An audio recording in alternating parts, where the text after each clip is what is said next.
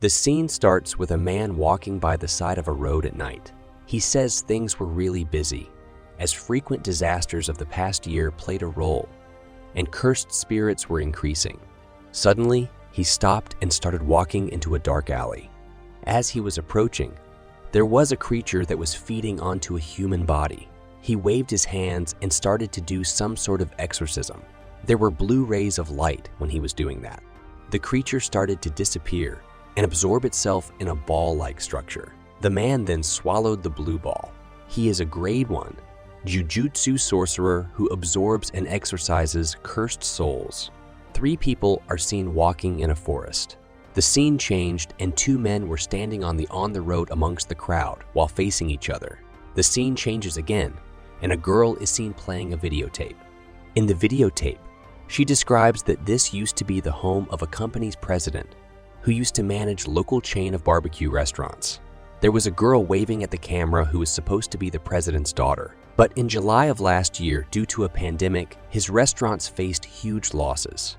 For that, his with his family committed suicide after they had huge debts.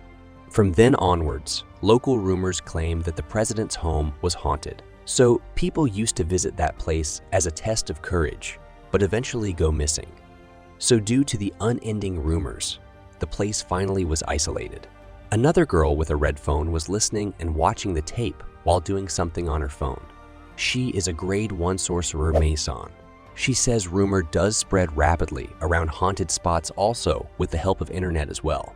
Another sorcerer was seen driving the car. There were actually 3 women sitting in the car altogether, and all of them were jututsu sorcerers. It was raining outside, and there was a heavy traffic. The girl who played the videotape was a 2nd grade sorcerer. Her name was Utahheim. She says 3 school kids went missing on their way home from school. She says the people who goes to search them might also become victims themselves, so they have to reach to the root of the problem and solve it. Mei-san says the headquarters sent them because they have found no clue. They were going to that haunted home, and a warning sign was hung on the wall as well.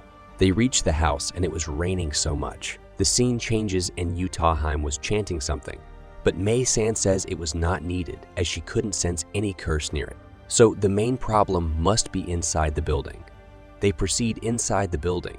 They proceed inside and found the door unlocked, but something was blocking the door from inside. She went inside and saw trash bags and went through it. Mei-san says it here, and it is around them as she proceeds inside. She picks up a torchlight and hands it over to Utahheim and tells her to go with her. Utahheim lights the torch and follows Mei-san. Mei-san then reaches the electric circuit and turns on the light of a chandelier above them. Mei-san then tells her that they are going to look core inside and told Utahheim to take the 2nd floor while she checks the ground floor.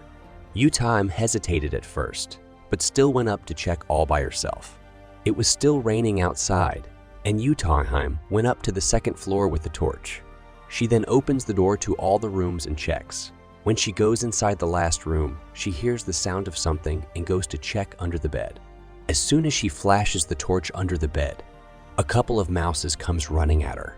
She got scared and went out of the room and closed the doors. But sudden Mei-san holds her from behind, which makes her scream in fear. Mei-san then sarcastically tells her that she could be the next Scream Queen. She relaxingly sat at the hallway. While the girl asks her not to scare her like this, Utahheim asks her if Mei-san was done exploring the 1st floor. Mei-san responds that this was the 1st floor. Utahheim was confused as she was checking the last room of the 2nd floor, but the hallway seemed to change, and she didn't know how she ended up in 1st floor from 2nd all of a sudden. Mei-san then tells her that she has been roaming in circles in the same hallway for 3 times. Mei-san then says that they are already in the belly of the beast. It seemed like they are stuck in a maze of a hallway for more than 30 minutes now. They were walking in the same place again and again. Mei-san says the victims are always stuck here in this hallway and then killed by the cursed spirit. So she suggests that if they can escape this barrier, they can be free. Mei-san asks Utahheim how she would break this. Utahheim comes up with a plan with the chocolate boxes on the floor and says if they both run down the hallway at top speed, at some point the maze will break. Mason looked impressed at Yutai's plan, but also suggests they run to both their direction, as it will make harder for the cursed spirit to hold the barrier and they can escape together. With their plan, Mi-san and Yutai both starts running. The hallway starts to break and the whole mansion gets destroyed. They escaped the barrier. Suddenly, the second year, sorcerer Satoru steps in to save them.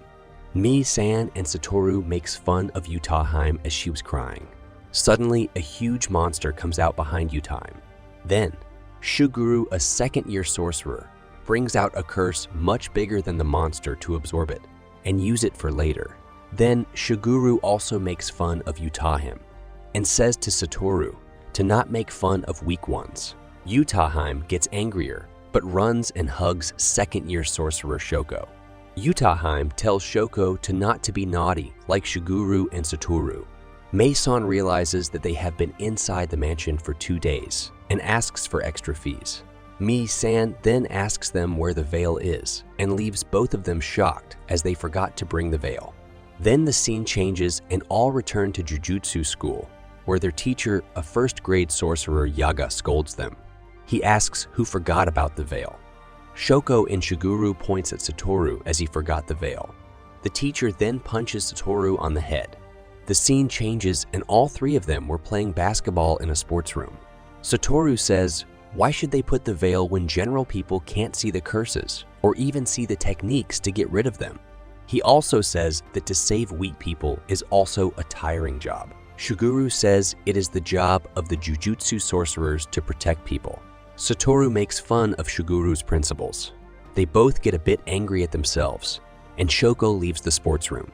Shuguru then suddenly brings out a curse to fight with Satoru. He says, let's go out and end this matter. But then Yaga comes in and both of them starts to pretend to exercise. Yaga then tells them that he is going to send both of them to another mission. Yaga says Tenjin-sama asked for them to do the mission specifically. He says their mission has 2 goals. One is to escort and erase a girl, the star plasma vessel, who is compatible with Tenjin-sama. Shuguru says to Satoru that it is about the renewing technique of Tenjin-sama. Satoru is confused. He asks, what does it mean? Yaga then says Tenjin-sama has a cursed technique of immortality, but it is not eternal youth. He has to change his body every 500 years and refreshes his techniques. If he doesn't do that, his techniques change his aged body, for which he can lose his own control and be a threat to the human beings. Also, without Tenjin-sama's help, the Jujutsu schools and its sorcerers will not be able to maintain their security. Yaga then says the star plasma vessel's location has been leaked, and 2 major groups are after her life. One group named Q, who uses some curses, wants Tenjin-sama to become dangerous for mankind, and another group named Time Vessel Association, who worships Tenjin-sama as their god, but doesn't want him to merge with any human being as they think it will destroy his purity. Yaga then says Tenjin-sama will merge with the star plasma vessel in 2 days. So, Satoru and Shuguru has to protect the girl until then and deliver her to Tenjin-sama. He also says if they fail, the normal society will also be affected badly. The scene changes and Satoru and Shuguru is seen reaching the hotel where the vessel is staying. Shuguru goes up alone and Satoru keeps an eye out on the outside. Both of them were talking over phone, and Satoru was boasting that they wouldn't have any problem as they are very powerful. Shuguru suggests him not to be so overconfident and behave well with his seniors, because they are going to meet Tenjin-sama in a few days. Shuguru rings the bell of the room where the vessel is staying. A girl responds, but suddenly a huge blast happens. Shuguru managed to protect himself with a cursed spirit and saw the girl was falling down from the building. Shuguru then took out a flying spirit and grabs the falling girl. The blast was done by a soldier of the Q group Kokun. He observes that Shuguru saved the girl.